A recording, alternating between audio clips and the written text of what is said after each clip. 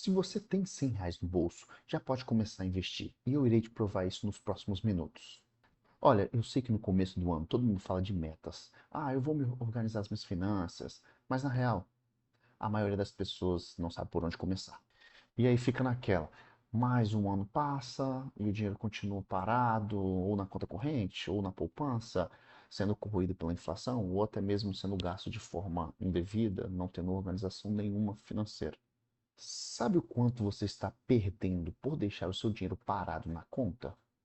Com a inflação girando em torno de 4 a 5% ao ano, aqueles 10 mil viram 9.500 de poder de compra em apenas um ano. E o dinheiro sumindo sem você perceber. Hoje eu vou te mostrar exatamente o que eu faria se eu estivesse iniciando os meus investimentos em 2026. Sem enrolação, sem precisar ser um expert e sem aquelas promessas de ficar rico rápido. Vou te dar números reais, exemplos práticos e um passo a passo para você poder seguir e começar a investir em 2026. Ah, e já pode ir deixando o like e se inscrevendo no canal se você gostou desse tema. Sabe qual é o maior mito sobre investimento? Que você precisa ter muito dinheiro para começar. Mentira. E sabe qual é o segundo maior mito? Que você precisa entender gráficos, análise técnicas, ler balanço de empresas. Mentira de novo. Quando eu comecei a investir, eu tinha acabado de sair da faculdade, ganhava um salário básico e tinha zero conhecimento de investimento. E o que eu fiz? Cometi diversos erros. Comprei ações que um amigo meu indicou, porque ele disse que ia subir. Vendi quando começou a cair no desespero, o efeito manada. Fiquei pulando de investimento em investimento e resultado? Nenhum. Perdi tempo e dinheiro. Mas sabe o que mudou para mim? Foi quando eu entendi que eu não preciso buscar o momento certo e investir naquela ação. Como a gente diz, procurar um market time. É sobre ter um processo consistente e repetitivo. Pensa comigo. Quando você vai fazer uma receita nova, você não inventa. Você segue exatamente o passo a passo que está na receita.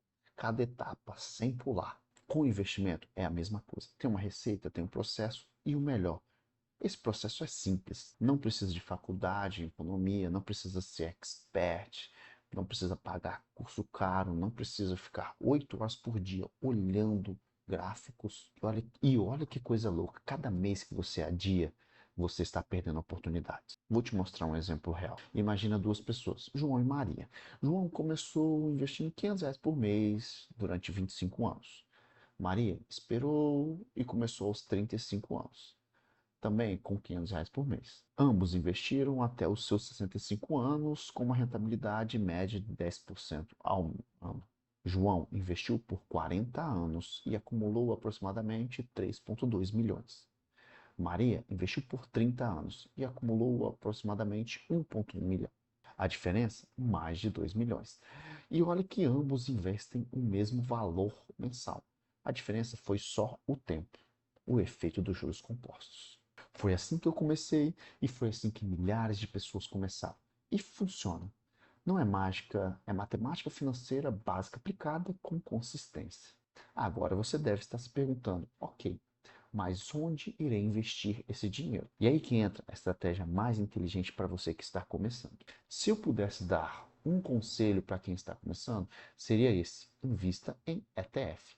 Mas antes de explicar o que é ETF, deixa eu te contar por que ele é perfeito para quem está começando. O maior problema de quem começa a investir é a paralisia por análise. Você abre o home broker, vê milhares de ações disponíveis e fica, e agora? Onde irei investir? Compro Petrobras, compro Vale, compro Itaú, Magazine, e aí? Não compra nada, porque fica com medo de errar. E tem um problema.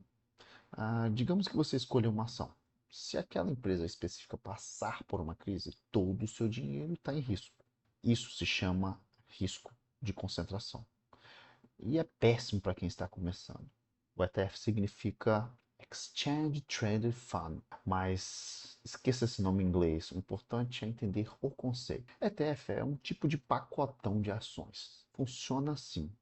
Imagine que você vai no mercado e em vez de comprar um tomate, uma alface, uma cenoura separada, você compra uma cesta de legumes, já pronta. O ETF é isso, mas com ações. Em vez de você escolher uma ação apenas, você compra pedacinho de várias empresas em uma só. É a diversificação no automático. E tem mais. Essas empresas são escolhidas por critérios técnicos, não por achismo. Deixa eu te dar um exemplo prático para você entender o poder disso. Um exemplo, o BOVA11 é um ETF que replica exatamente a Bovespa, que é o nosso principal índice do mercado de ações brasileiro. Quando você compra uma cota de BOVA11, você está automaticamente investindo em mais ou menos 80 empresas diferentes. E o preço aproximado do BOVA11 pode variar, mas está aproximadamente em 169, R$ 170. Então, com R$ 170 você consegue comprar partes de 80 empresas. O que faz você diversificar em vários setores, como mineração, banco, petróleo, varejo, energia, siderúrgica, entre outros. Se você compra o BOVA11, e vamos dizer que a Petrobras também caiu, mas as outras empresas subiram. Então, o seu investimento ele fica mais estável, sem grandes oscilações. Porque vou te falar, o maior erro é começar a tentar acertar a ação que vai bombar. Fulano falou que a empresa X vai explodir. Vi no YouTube que a ação Y vai subir mais de 20%. Isso não é investimento. Isso é aposta. E aposta a gente deixa para cassino, para bet.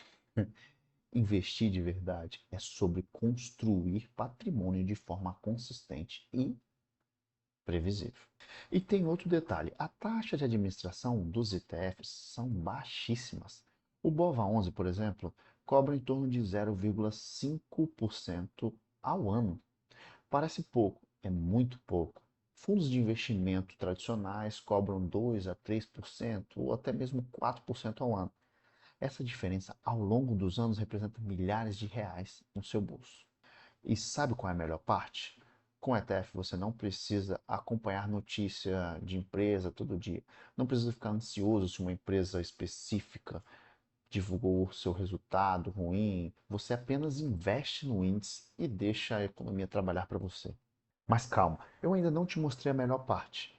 Como montar uma carteira completa e diversificada, gastando pouco. E olha, isso vai incluir não só empresas brasileiras, mas também as gigantes americanas.